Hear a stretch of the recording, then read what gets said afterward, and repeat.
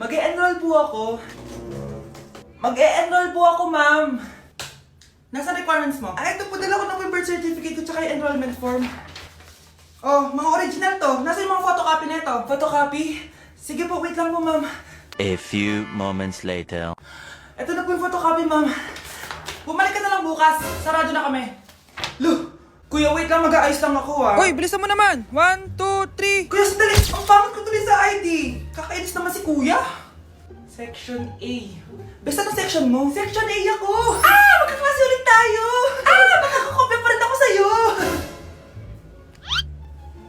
Hi, Miguel. Anong section ka? Section B ako. Ikaw? Hindi kami magkaklase ni Crush.